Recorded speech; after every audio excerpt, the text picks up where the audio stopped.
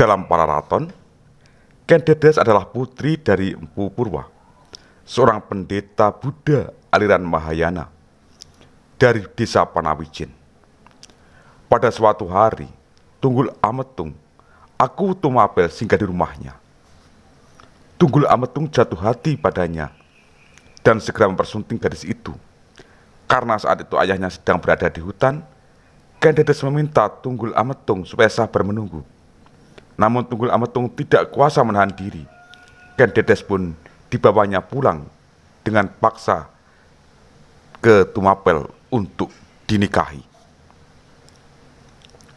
Ketika Empu Parwa pulang dari ke rumah, ia marah mendapati putrinya telah diculik. Ia pun mengutuk, "Hai orang yang melarikan anakku, semoga tidak mengenyam kenikmatan.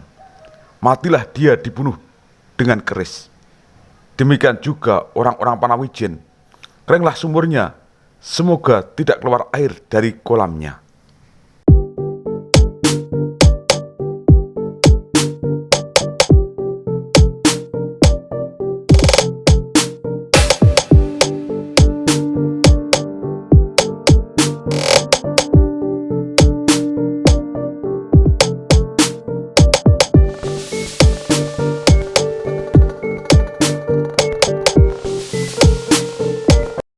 Sedulurku yang berbahagia, Tunggul Ametung memiliki pengawal kepercayaan bernama Ken Arok.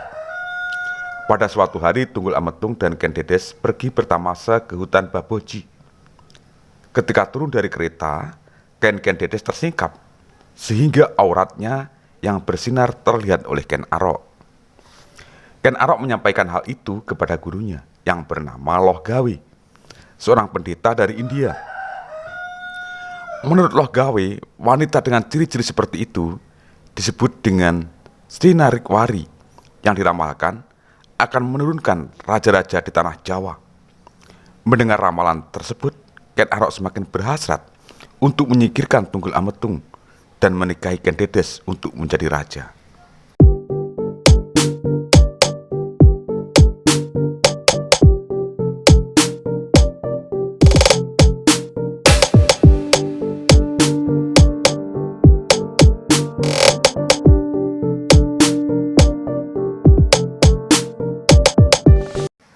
Maka, dengan menggunakan keris buatan Empu Gandring, Ken Arok berhasil membunuh Tunggul Ametung sewaktu tidur.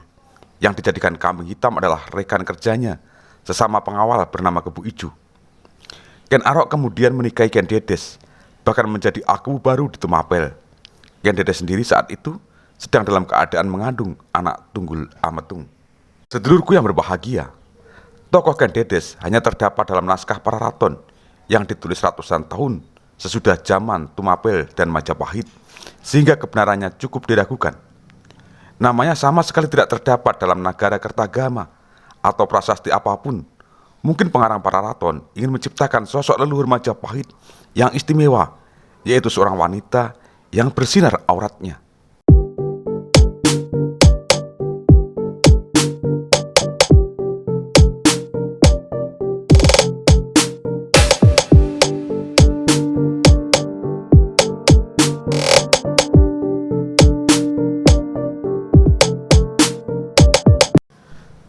Keistimewaan merupakan syarat mutlak yang didambakan masyarakat Jawa dalam diri seorang yang menjadi pemimpin atau leluhurnya.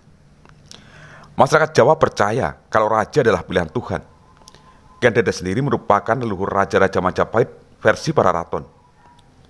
Maka, ia pun dikisahkan sejak awal sudah memiliki tanda-tanda sebagai wanita Nareswari.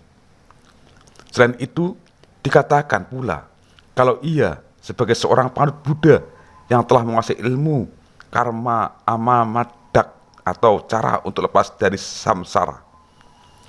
Dalam kisah kematian Ken Arok, dapat ditarik kesimpulan kalau Ken Dedes merupakan saksi mata pembunuhan Tunggul Ametung. Anehnya, ia justru rela dinikahi oleh pembunuh suaminya. Hal ini membuktikan kalau antara Ken Dedes dan Ken Arok sesungguhnya saling mencintai, sehingga ia pun mendukung rencana pembunuhan Tunggul Ametung. Perlu diingat pula, kalau perkawinan Ken Dedes dengan Tunggul Ametung dilandasi rasa keterpaksaan. Tahun kelahiran dan kematian Ken Dedes tidak tercatat dalam naskah dan prasasti manapun.